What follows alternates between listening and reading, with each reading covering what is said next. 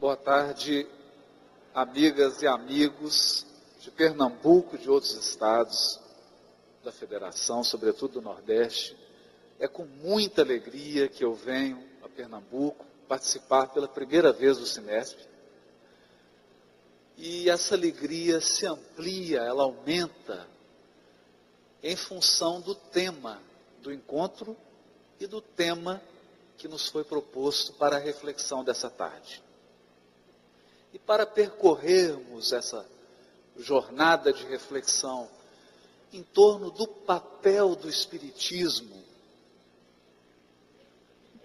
na qualidade de cristianismo redivivo, na construção da tão sonhada, da tão esperada nova era da humanidade, é preciso reconhecer que de todos os quadrantes do mundo, desde as cidades mais remotas do interior, até das grandes metrópoles, todos os dias partem pelo barco da morte física milhares e milhares de espíritos em direção ao mundo espiritual. Igualmente, diariamente, nas maternidades espalhadas pelo mundo inteiro, voltam à vida física milhares e milhares de espíritos vinculados ao orbe, com tarefas definidas, tarefas específicas, e com um conjunto de dores e de experiências que devem encarar, que devem suportar, visando o seu burilamento íntimo. Nesse sentido, é importante que nós pensemos que a desencarnação não pode ser igual para todas as criaturas. Assim como a encarnação não é a mesma para todos os espíritos. Seria demais exigir que alguém que desencarna numa vila longínqua, pequena, sem acesso à luz, à água, à internet, a todos os recursos tecnológicos, tivesse a mesma desencarnação de alguém que parte de uma grande metrópole do mundo, ou mesmo de uma grande capital, como Recife. As vivências, as experiências, os hábitos dos encarnados, nos mais diversos ambientes do planeta, são muito diferentes. E de maneira semelhante, seria um equívoco nivelar o mundo espiritual, imaginando que o mundo espiritual é o mesmo. Não, não é. Há diversas regiões no mundo espiritual. Há diversos estágios evolutivos. A morte não redime. A morte simplesmente nos coloca em contato conosco mesmo. A morte simplesmente revela a nossa verdadeira estatura espiritual. O nosso verdadeiro tamanho. E no mundo espiritual, há criaturas de todas as fisionomias. Há aqueles que dedicaram uma vida inteira ao vício e que chegam no mundo espiritual viciados. Há aqueles que gastaram todas as horas da encarnação prejudicando o semelhante, na maldade, na criminalidade, e chegam ao mundo espiritual carregando as sombras que amealharam aos poucos durante toda uma vida. Há aqueles que jamais se aproximaram de um livro, que jamais buscaram a instrução, jamais buscaram o esclarecimento, e chegam no mundo espiritual carregando uma ignorância gigantesca. Por outro lado, há aqueles que envelheceram, que gastaram o corpo físico no trabalho ao semelhante, no trabalho do esclarecimento, foram verdadeiros operários do progresso, da bondade, do enriquecimento seja material ou espiritual. E esses, portanto, pela lei de justiça, chegam ao mundo espiritual merecedores do quinhão, do patrimônio espiritual que eles amealharam ao longo da sua vida física. Dizemos tudo isso apenas para concluir com o benfeitor Emmanuel no livro Roteiro, psicografado por Chico Xavier, onde ele nos informa que no ambiente espiritual do orbe evoluem em torno de 22 bilhões de almas, todas buscando o aprimoramento espiritual, todas portadoras de débitos e de graves compromissos feitos ao longo dos séculos. Se os que estão encarnados enfrentam suas lutas, enfrentam seus desafios, os desencarnados também formam uma grande fila no mundo espiritual, aguardando a oportunidade do regresso. Cada qual no seu nível espiritual de compreensão e de sentimento. O que aprendemos com o Espiritismo? A doutrina espírita codificada por Kardec não veio criar fatos. O mundo espiritual é preexistente. O mundo espiritual precede o mundo físico. O mundo espiritual é causa do mundo físico. Não foi o Espiritismo quem criou o mundo espiritual. A doutrina espírita observou o mundo espiritual. Debruçou-se sobre os fenômenos espirituais.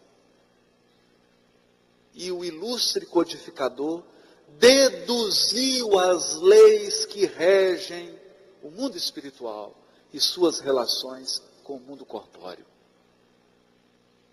De modo que, independente da crença, independente do nível de compreensão da criatura, as leis que nos regem são as mesmas, imutáveis e eternas como o próprio Criador. É nesse papel de pesquisa, de indagação do mundo espiritual, das leis que regem o mundo espiritual, que o Espiritismo abriu para todas as escolas do pensamento humano e para todas as religiões do planeta uma gloriosa porta. O Espiritismo abriu para todos a possibilidade de entendimento do mundo espiritual com mais clareza, com mais legitimidade. E ao fazê-lo, ao fazer esse mergulho no mundo espiritual, com o amparo dos espíritos que dirigiam a codificação, o que percebeu Allan Kardec? Percebeu que a evolução é infinita. Que a evolução espiritual é uma grande escadaria, como desse teatro, mas imensa, infinita. E há sempre espíritos em todos os degraus. A visão de um espírito, a sua abrangência, depende do degrau em que ele está posicionado. Essa é uma constatação singela, mas muito relevante. Muito relevante. Portanto, se há homens de ciência na Terra, se há mulheres de ciência na Terra, há também espíritos masculinos e femininos dedicados à ciência no mundo espiritual. Em todos os níveis. Se há artistas no mundo físico, há também artistas no mundo espiritual. Escritores no plano físico, escritores no mundo espiritual.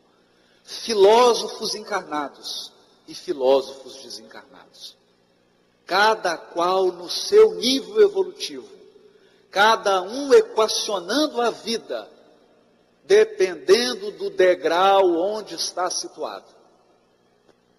Portanto, seria demais, seria imprudente da nossa parte, exigir de um cientista ou de um filósofo, que está posicionado num determinado degrau da evolução, que ele tenha a visão, que ele tenha a abrangência de um cientista ou de um filósofo que está num degrau acima.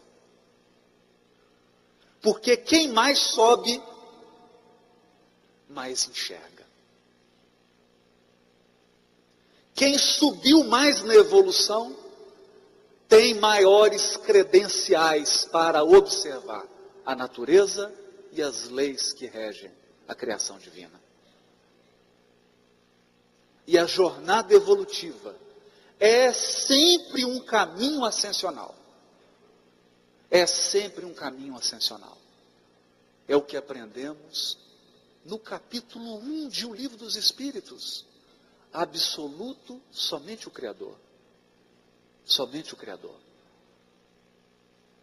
Seria uma expectativa quase tola imaginar que nós, criaturas, seres relativos, pudéssemos alcançar o absoluto que é Deus. Não podemos. Não podemos. Seremos sempre limitados.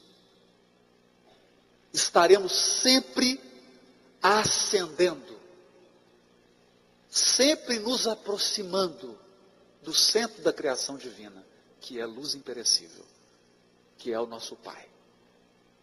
Como diz o evangelista Tiago na sua epístola, a luz na qual não há sombra de variação nenhuma, porque o Criador é imutável, imperecível. Dizemos isso para concluir com o benfeitor Emmanuel, num livro singelo, num livro muito singelo, de tamanho reduzido, monte acima, monte acima. Quando você pensa que atingiu um monte, há um monte acima. E você sobe, sobe, sobe, e há sempre um monte acima. Há sempre um monte para subir. Há sempre um nível a ser alcançado. E Emmanuel diz, no primeiro capítulo dessa obra, capítulo chamado Sigamos com o Cristo. Sigamos com o Cristo. Ele diz assim: sabemos, porém, que o século é tão somente um ponto infinitesimal no tempo, e que as horas apressadas de um corpo denso, que surge e desaparece, não podem oferecer ao espírito peregrino da eternidade a solução final do destino. Vamos imaginar o que representa a brevidade da vida física diante da eternidade, que são 70, 80 anos. O que representa um século diante da eternidade? Um ponto infinitesimal. Há pouco tempo atrás foi publicado um livro que permaneceu nos primeiros lugares da venda de livros pela tabela do New York Times. O livro se chama Fora de Série, Outsiders, de um autor chamado Glasgow. É uma coisa assim, agora eu esqueci o nome dele. O que esse escritor americano fez? Ele avaliou pessoas que se tornaram ilustres nas mais diversas áreas.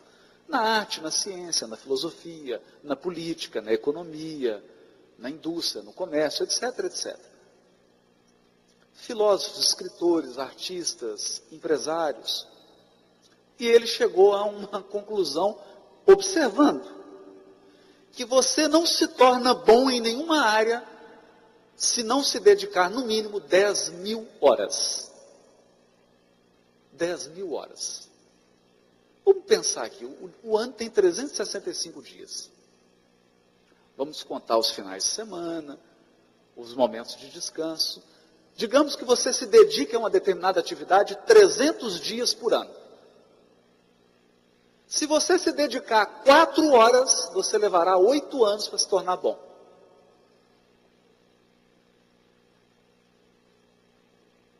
Seguindo esse parâmetro dele de 10.000 horas. Mas a gente sabe que as coisas são um pouquinho mais complicadas.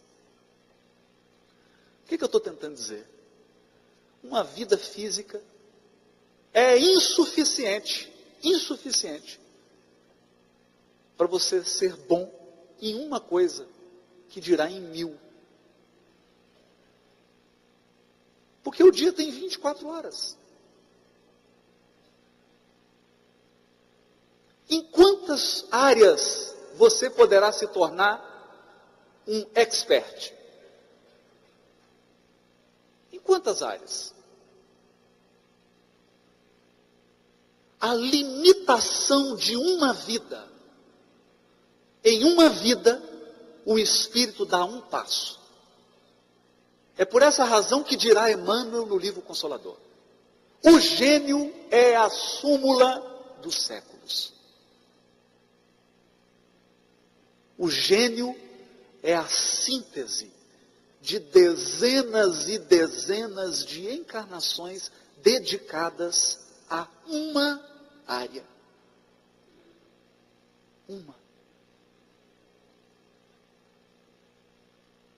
Uma área. Se nós tomássemos como base para a nossa estatística apenas a cidade de Recife,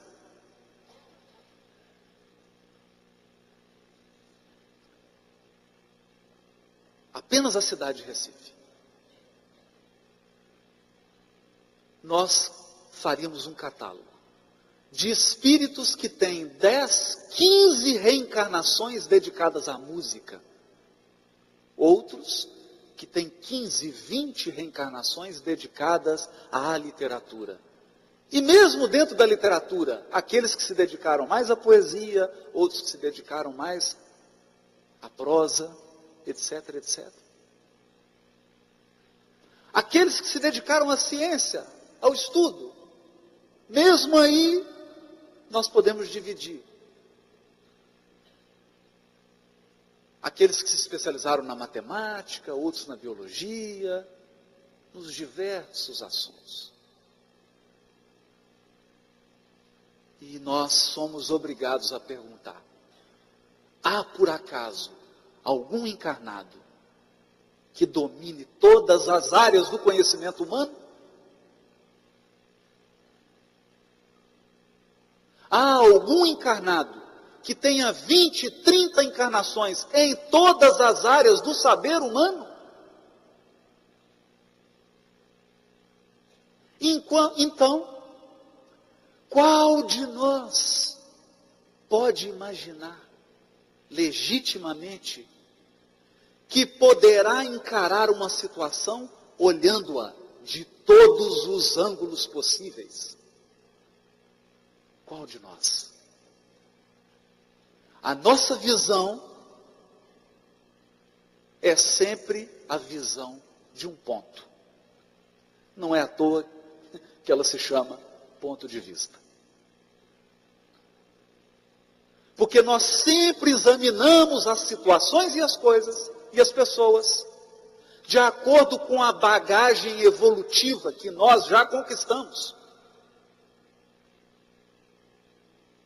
Seria ilícito exigir do espírito que tem 20 encarnações na área da arte, que ele tenha um pensamento de um espírito que tem 20 encarnações ligadas à matemática, à engenharia, ao cálculo. São visões diferentes. São posicionamentos diferentes. Ângulos diferentes. E nesse aspecto reside a imensa sabedoria do Criador. Porque é como se o Criador quisesse dar um recado a cada um de nós. Jamais alcançaremos uma equação razoável de um problema sem nos unirmos a outras criaturas. É contando com a experiência, é contando com a bagagem evolutiva de cada um, que nós compomos um grande quebra-cabeças. Onde cada ser traz a sua contribuição e compartilha o seu patrimônio espiritual nesse banquete. Infeliz daquele que se recolhe no egoísmo. Infeliz daquele que se recolhe no isolacionismo, tentando equacionar a vida apenas com os seus próprios recursos espirituais. É por isso que Emmanuel vai dizer: somos na humanidade total. Somos na humanidade total. Porque nós temos uma visão distorcida. Imaginamos que a humanidade é composta apenas pelos encarnados. E acreditamos que todos os movimentos de renovação da Terra estão acontecendo aqui no mundo dos encarnados. É quase que uma megalomania infantil. Porque apenas 1/3 dos espíritos que evoluem na Terra estão encarnados. 2/3 estão no mundo espiritual. Portanto, nós podemos concluir: a maior parte dos acontecimentos se dá lá, depois aqui.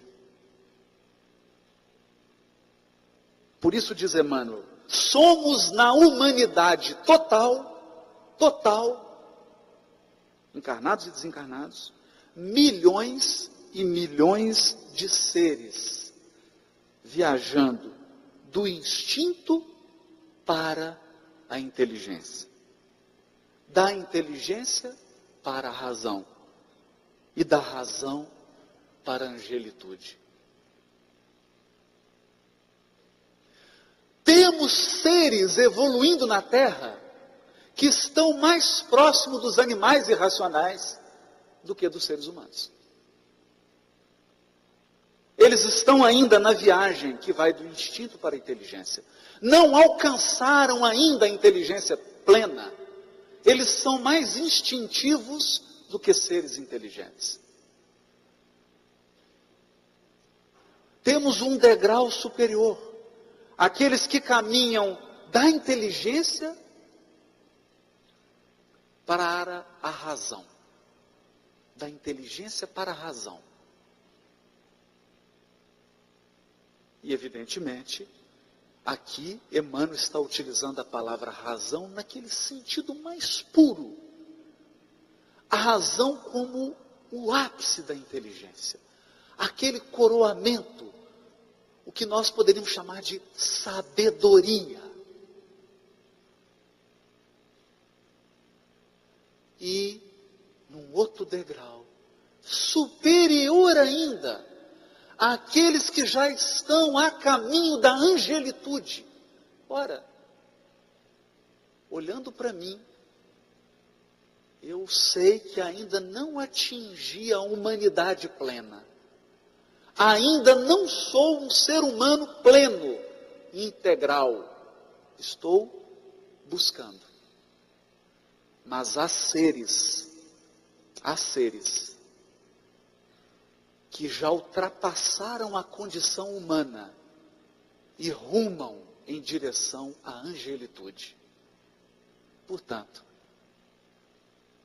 Onde nós queremos chegar com isso? Na seguinte conclusão. Na seguinte conclusão. Tudo que nós falamos até aqui agora, tudo que nós dissemos até agora, teve uma única finalidade: compreender essa frase que eu vou ler agora. 20 minutos para compreender uma frase. Pelo menos para mim. E a frase é: cada coração pulsa no degrau que lhe é próprio.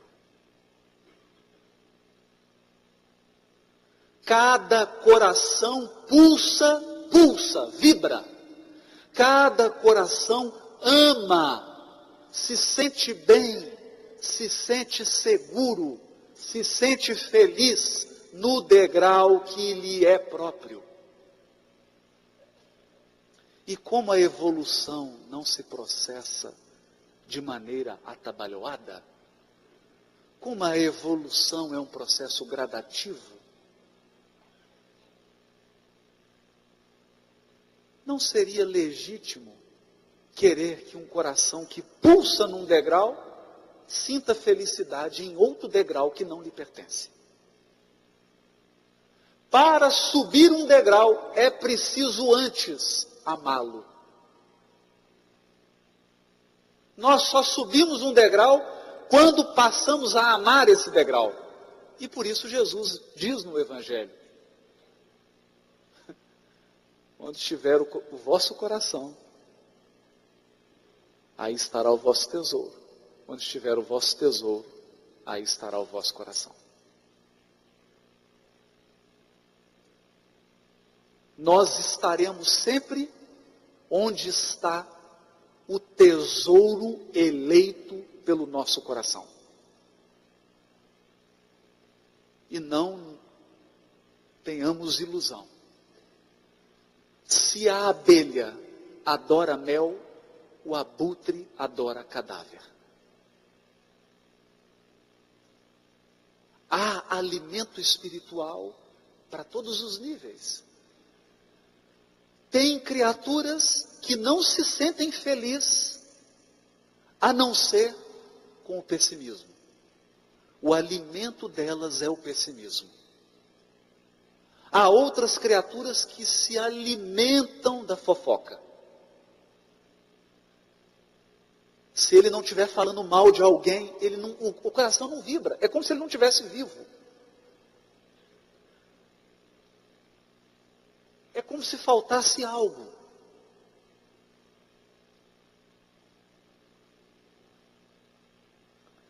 Os tesouros são diferentes, os degraus são diferentes. Cada consciência mantém-se no campo visual que lhe diz respeito. Porque nós não podemos imaginar, como já dissemos, que alguém que está no degrau 1 enxergue o que enxerga alguém que está no degrau 100, ou no degrau 200, ou no degrau 1000. Cada consciência mantém-se no campo visual que lhe é próprio.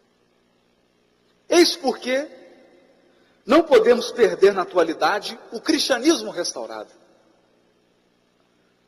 Que tipo de conclusão é essa que Emmanuel está nos levando a fazer? Quando dizemos que a necessidade do mundo é o cristianismo restaurado. Por quê? Por quê? Aqui é preciso fazer algumas observações. Quando a doutrina espírita diz cristianismo restaurado, ela não está falando do Jesus pregado na cruz. Ela não está falando de Jesus como um símbolo religioso. Ela não está falando de Jesus como um movimento religioso. E muito menos, ela não está falando de um Jesus como movimento político ou como movimento econômico. Quando a doutrina espírita fala de Jesus, ela fala do governador espiritual do orbe, que está bilhões e bilhões e bilhões de anos na nossa frente. Portanto, tem uma visão de Deus e da criação imensamente superior à de cada um de nós. Ele já trilhou os caminhos que nós sequer sonhamos em percorrer. É o que ele diz para Simão Pedro, no capítulo 22 do Evangelho de João. Crê, te levarei aonde não queiras ir. Crê, te levarei aonde não queiras ir.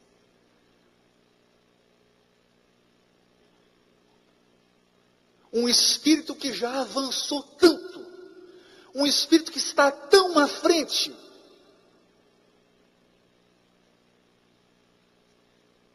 evidentemente, tem condições de guiar, tem condições de ser o guia, tem condições de ser um modelo de conduta genuíno, tem condições de ser um modelo de conduta íntegro, sem as mazelas e os vícios que pertencem à nossa condição.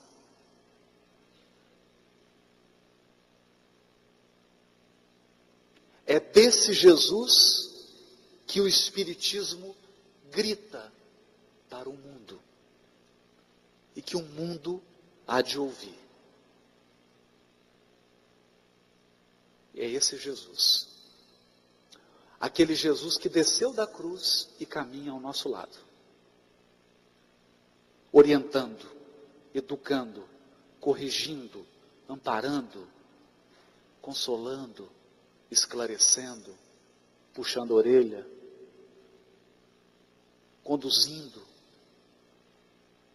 protegendo. Um guia. Um guia que sabe o caminho, porque já o percorreu. Esse é um lado. O outro lado da reflexão. A ciência e a filosofia, respeitáveis, embora em suas atividades e fundamentos, filiam-se a definições provisórias, que lhes assinalam a marcha. Todas as definições do conhecimento humano são provisórias. Eu vou dar um exemplo aqui que acho que vai ficar bastante claro.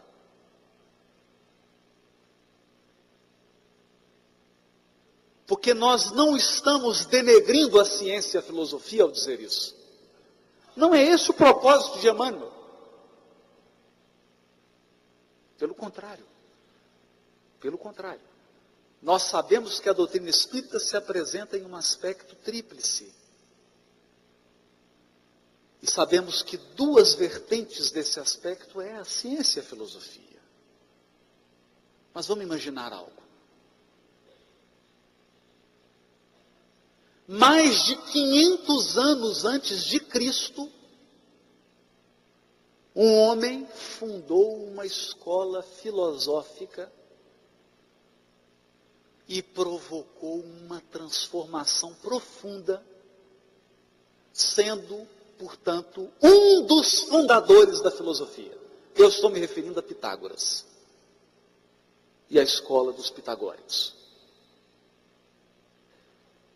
Muitos anos depois, encarna o homem que daria início a uma nova era da filosofia humana, a filosofia moral, Sócrates. E nós vamos encontrar na obra de Humberto de Campos.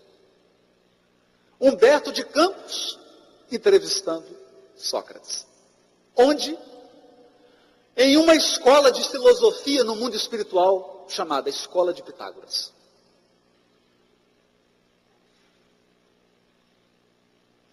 Isso apenas para dizer o seguinte: Se tem escola de filosofia na Terra, tem escola de filosofia no mundo espiritual. Só que as do mundo espiritual, quem é professor é Sócrates.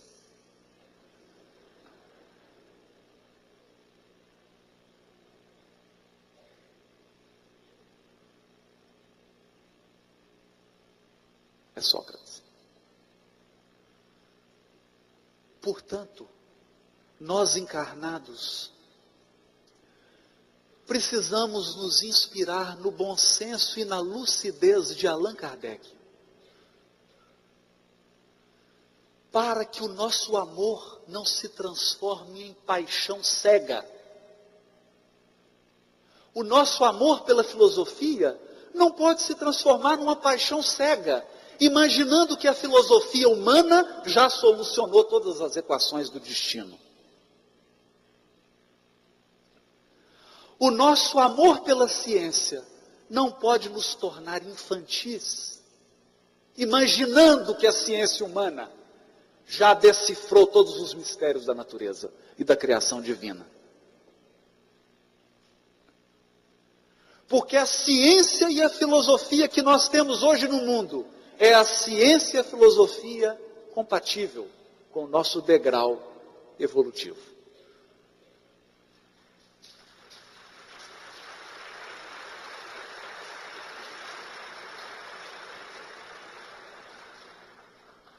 E dizemos isso de maneira responsável.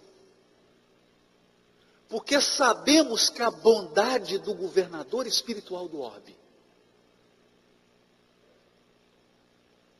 se há 2.500 anos atrás, Jesus permitiu que encarnasse num conjunto pequeno de ilhas, um Péricles, um Pitágoras, um Platão, um Sócrates, um Aristóteles e tantos outros, se ele permitiu que esses missionários reencarnassem em grupo para provocar uma verdadeira revolução no pensamento filosófico do mundo, ele poderá fazê-lo a qualquer hora que ele desejar.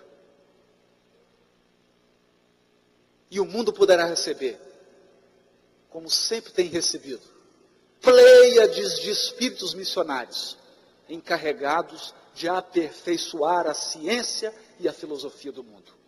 Eu estou querendo dizer que a ciência e a filosofia de amanhã serão outra. E a do dia seguinte será outra. E a do dia seguinte será outra. Porque a ciência e a filosofia crescem com os homens que se dedicam a ela.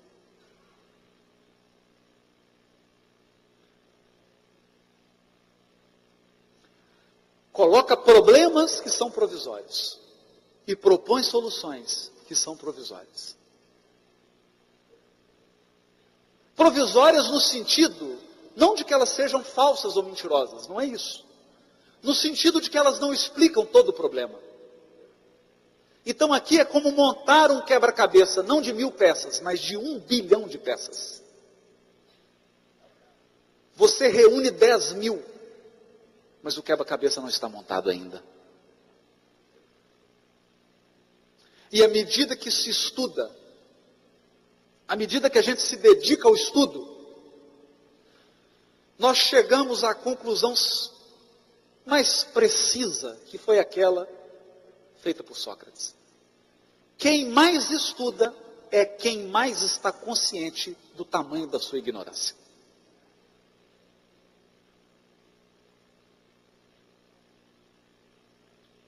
Quanto mais você aprofunda numa área, mais você enxerga problemas e dúvidas que você sequer imaginava que existissem antes de começar a estudar.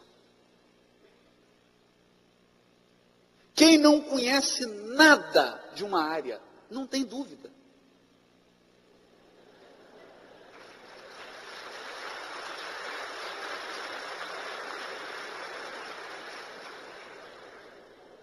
A ignorância só tem certezas.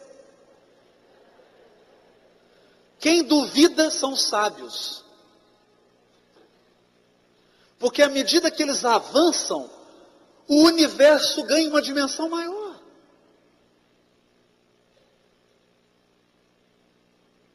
Ganha uma dimensão maior.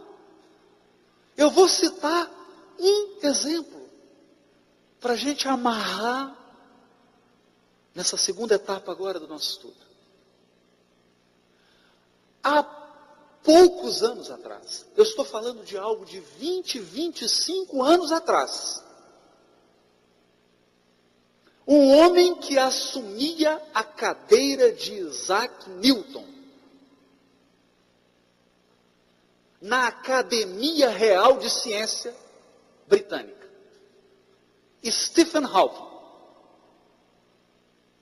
publica o livro Buraco Negro. Buraco Negro. E ele escreve no prefácio, isso eu estou falando, salvo engano, em torno de 87, 88, 86, por aí.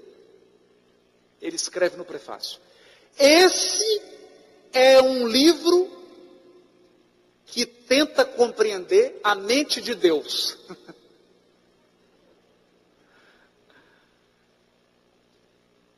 Sem nenhum trocadilho, o buraco era mais embaixo.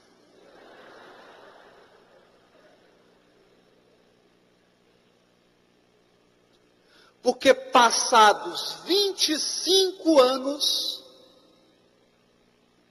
há pouco tempo atrás, ele publica O Universo numa Casca de Nozes. E ele já está mais humilde. Todas as teorias de cosmologia, de astrofísica, propostas no livro, foram aperfeiçoadas. Observações astronômicas, imagens de telescópio, revelaram coisas surpreendentes que estão deixando os astrônomos boquiabertos. A matéria visível do universo representa apenas 4% da matéria do universo. 96% é matéria e energia invisível, que eles chamam de escura. Para não dizer que é invisível.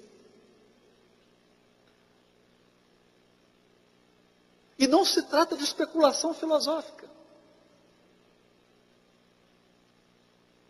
Sem a presença da energia escura e da matéria escura, você não consegue explicar o Big Bang e o fenômeno de expansão do universo.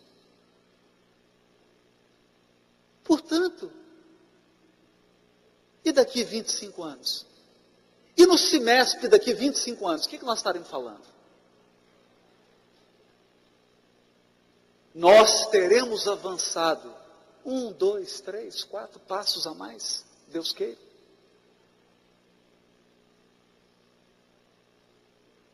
Aprimorando a nossa compreensão.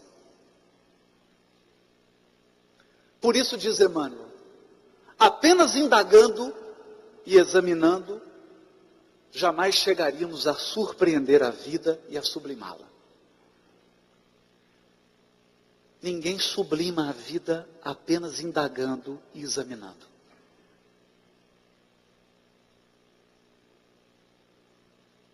E eu peço a ajuda de todos para entender essa frase. Surpreender a vida, o que ele está querendo dizer com isso?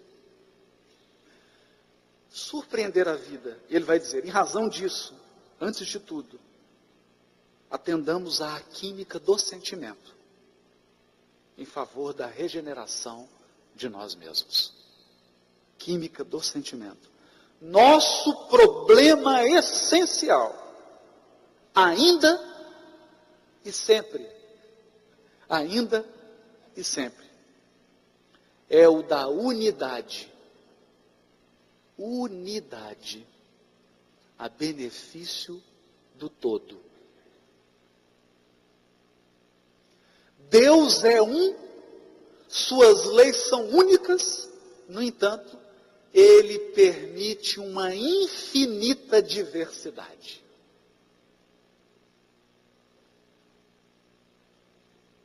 O grande desafio é entender a conexão entre unidade e diversidade. Quantas espécies de planta existem no nosso planeta? Quantas espécies animais? Olha a diversidade. A vida é diversidade. A vida é beleza na diversidade. E por que exigir, então, uniformização das consciências? Por que exigir que as criaturas sejam todas umas iguais às outras?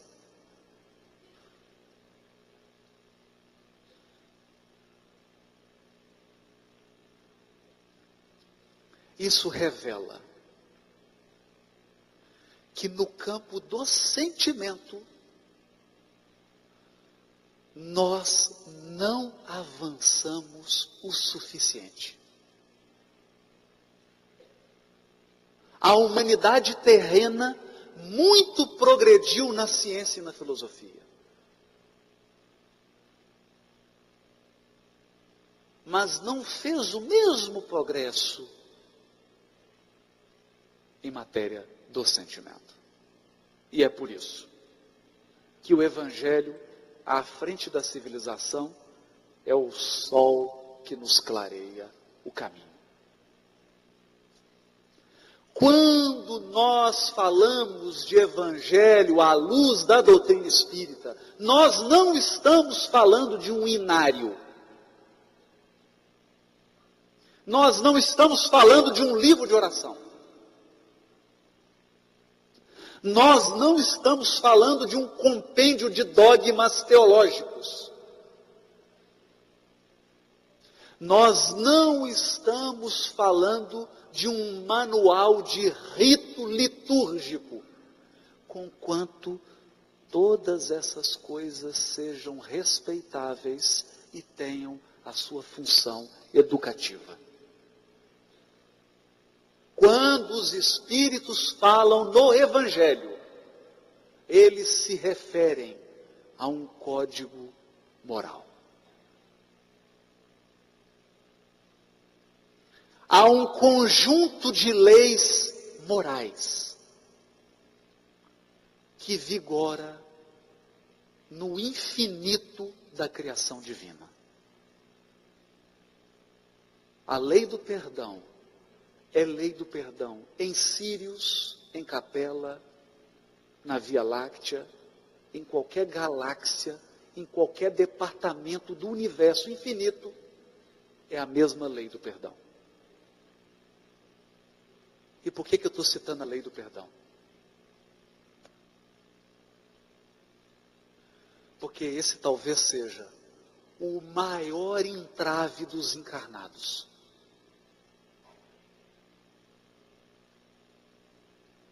O maior entrave.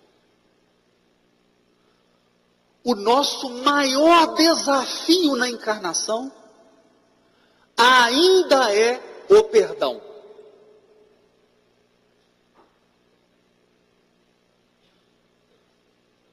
Porque cada um de nós aqui tem um histórico espiritual.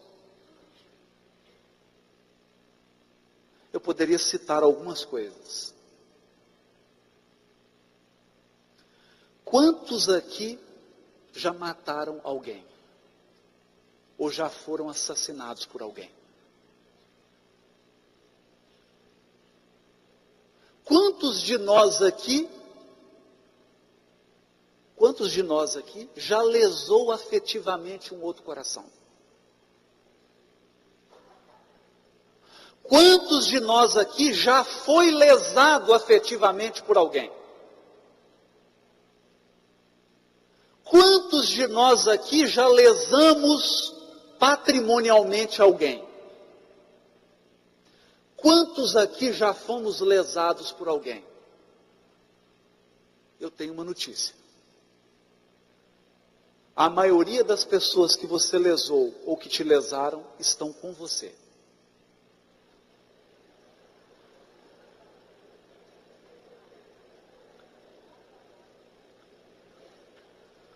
Pode ser a sua mulher.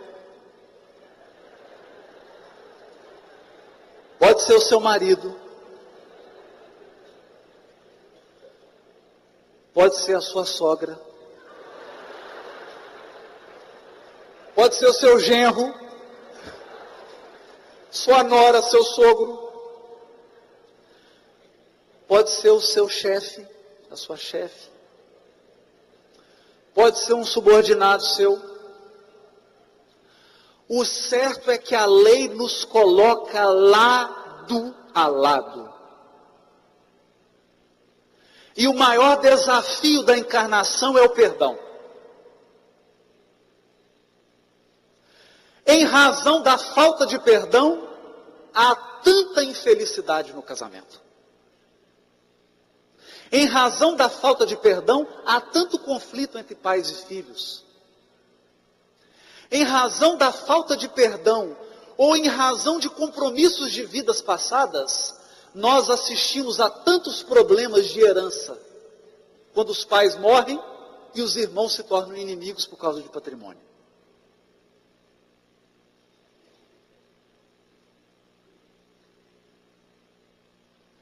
Todos esses fatores, cada um de nós está vivendo agora.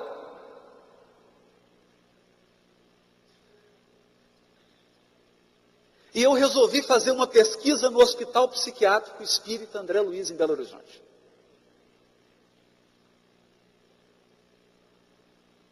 A minha pesquisa era o seguinte: eu queria saber se alguém adoece psiquiatricamente em função de algum problema científico ou filosófico.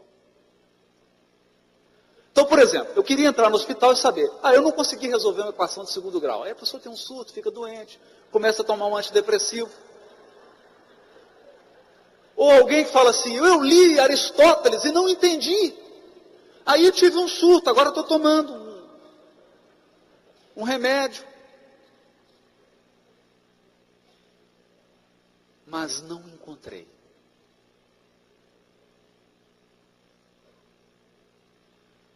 As pessoas que lá estavam,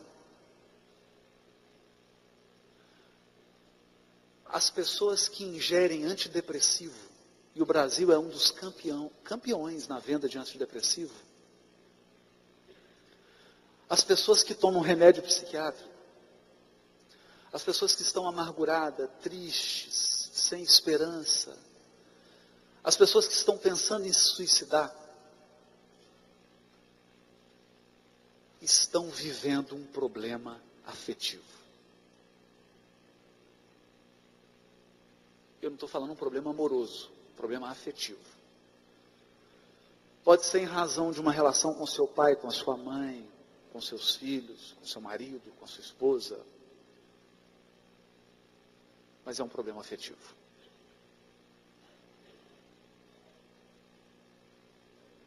Então, o sentimento, dependendo do sentimento, ele nos adoece.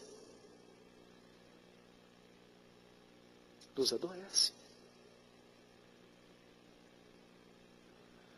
Se você está nessa encarnação e na sua família há 5 adversários espirituais do passado, você pode estar hoje deprimido.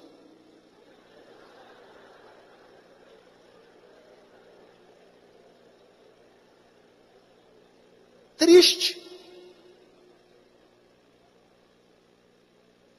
Se nas últimas 10 encarnações você lesou afetivamente outros corações, pode ser que nessa você esteja sozinho. E sentindo tristeza.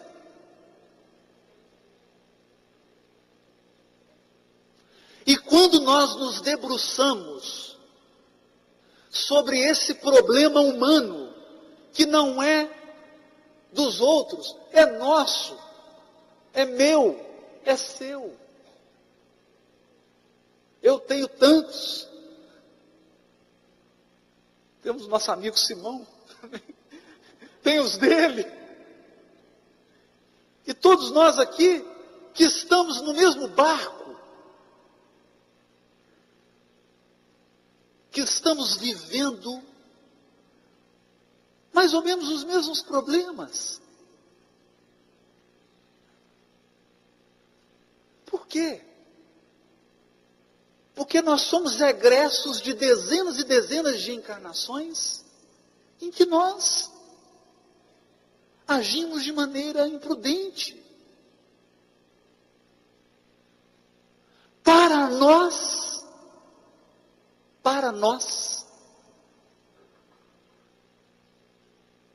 há um remédio. E esse remédio se chama Evangelho. Mas não é o Evangelho que você lê na Bíblia. É o Evangelho que você vive. Aqui eu peço permissão para contar um caso do nosso amigo que vai fazer palestra amanhã, Alberto Almeida. E que me fez refletir muito sobre essas coisas.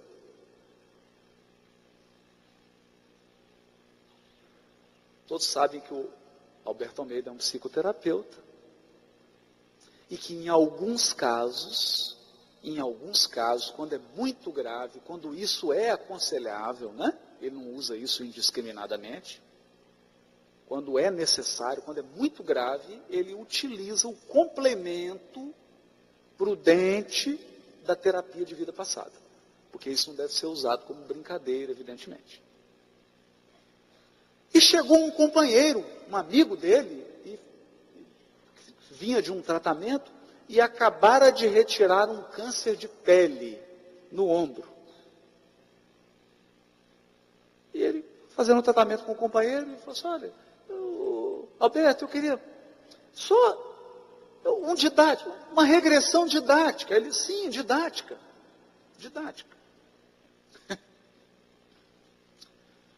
Faz a regressão, ele se enxerga em um navio inglês, sendo assassinado por um marujo, que saca um punhal, e enfia o punhal exatamente na região em que ele estava com câncer de pele, e ele sequer se defendeu, porque aquele marujo fora uma criança que ele recolheu no cais, educou como um pai, deu toda a formação, ensinou a ele tudo sobre navegação, ensinou a ele tudo da vida, e esse jovem o assassina.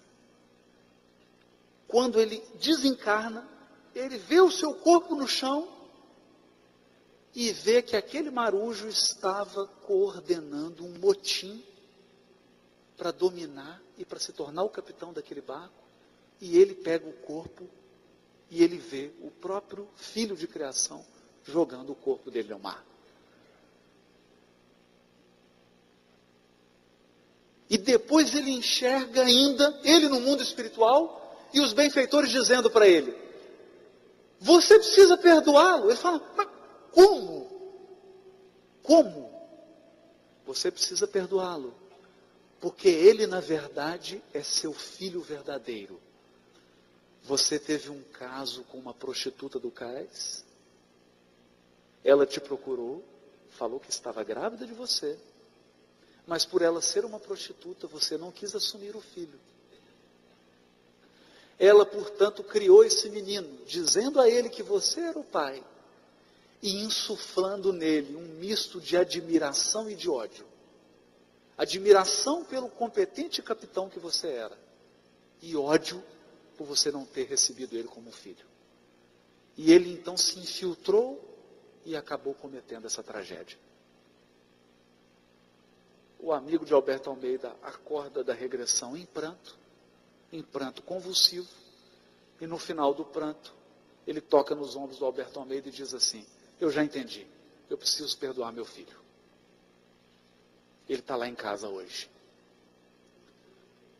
E é por isso que esse menino adora navegação, e eu adoro tanto navegação, nós precisamos nos acertar.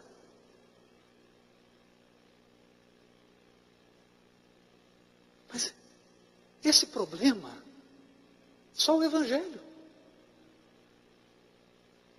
Porque não tem outro roteiro para resolver esse problema. Não tem nenhum pó mágico. Olha, eu gostaria de chegar aqui com uma fórmula miraculosa para resolver esse tipo de problema, mas não tem.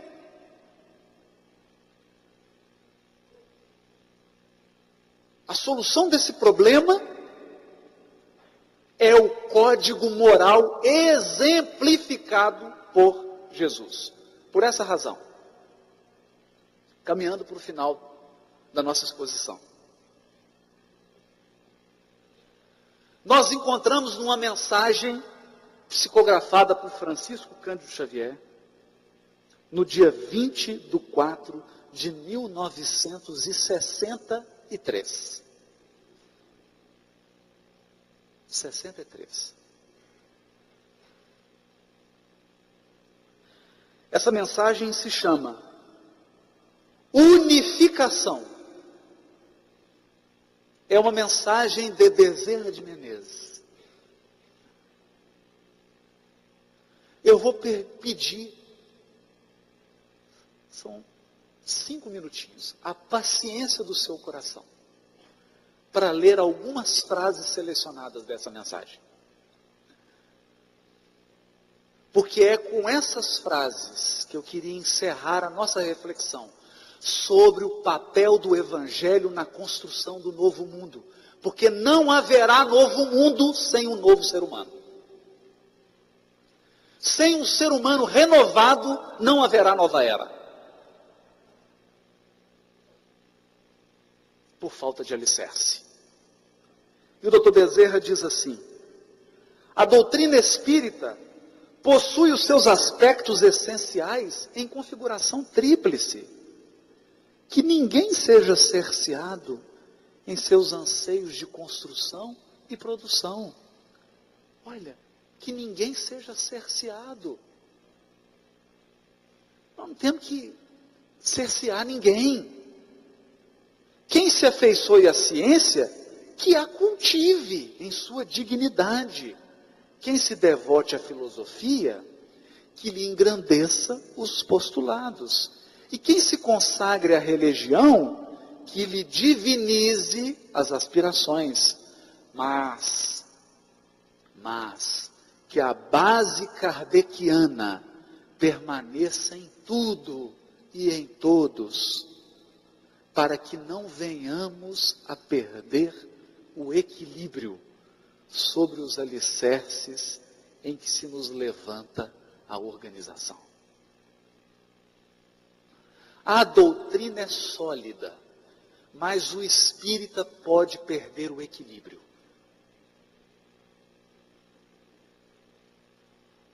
O alicerce do espiritismo é inabalável, mas nós podemos cair em cima desse alicerce.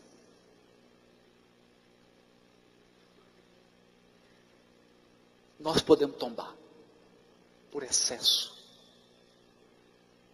por paixão, por equívoco. E prossegue Bezerra de Menezes: nenhuma hostilidade recíproca, nenhum desapreço a quem quer que seja. O espírita cristão não tem desapreço por ninguém.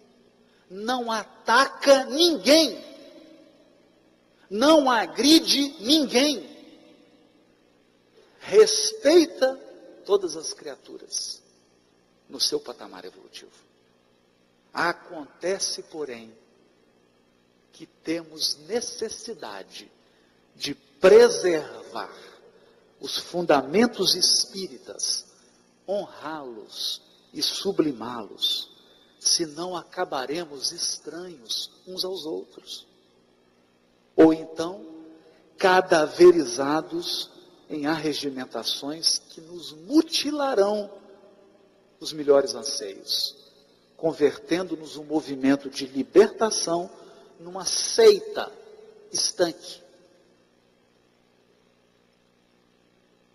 Seita estanque, encarcerada em novas interpretações e teologias que nos acomodariam nas conveniências do plano inferior e nos afastariam da verdade. Allan Kardec, nos estudos, nas cogitações, nas atividades, nas obras, a fim de que a nossa fé não se faça hipnose. A fé espírita não pode se transformar em hipnose, pela qual o domínio da sombra se estabeleça sobre as mentes mais fracas, acorrentando-as a séculos de ilusão e sofrimento. Libertação da palavra divina é desentranhar o ensinamento do Cristo de todos os cárceres a que foi algemado. O ensinamento de Jesus foi algemado nas conveniências dos encarnados. O ensino de Jesus foi algemado a interesses políticos, a interesses econômicos.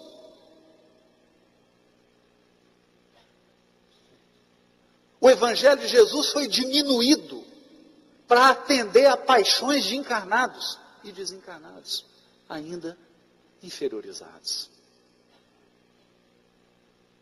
E o Espiritismo, através da codificação de Allan Kardec, libertou o Evangelho das algemas.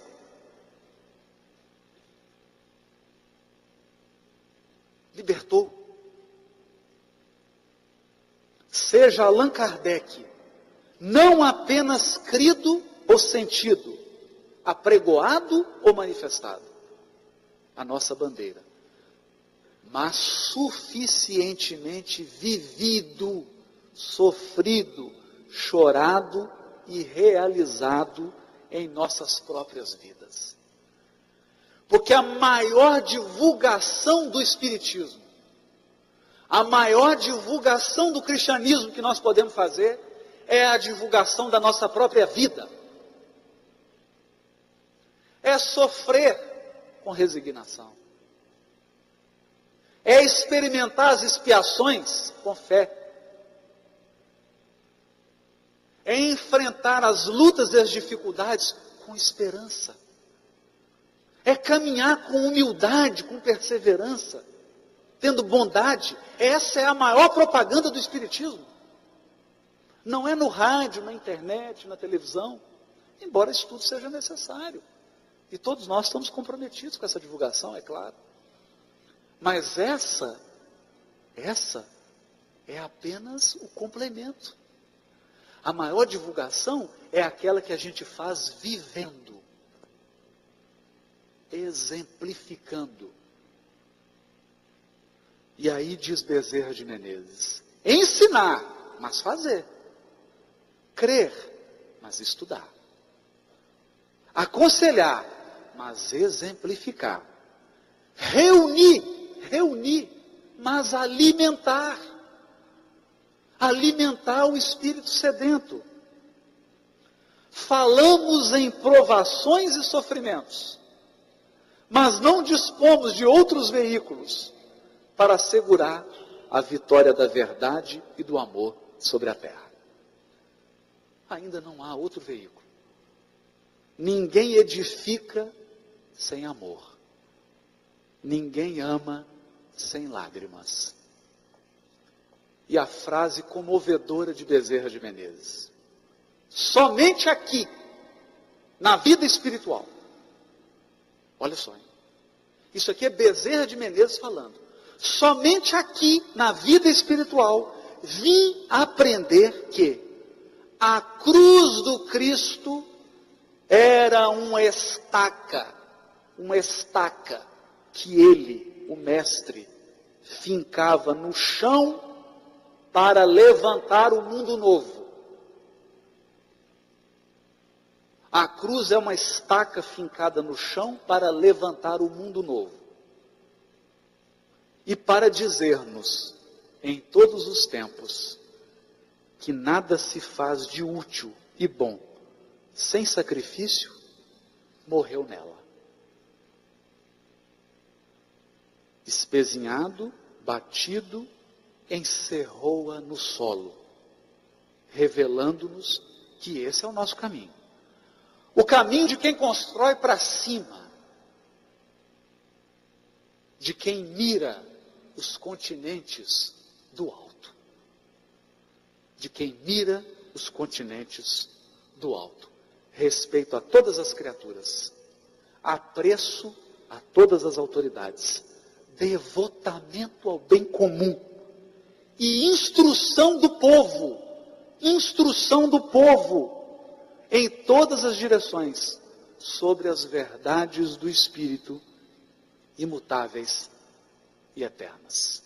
Para que o Evangelho construa definitivamente a nova era, através do cristianismo redivivo. Marchemos para os continentes do alto. Muito obrigado.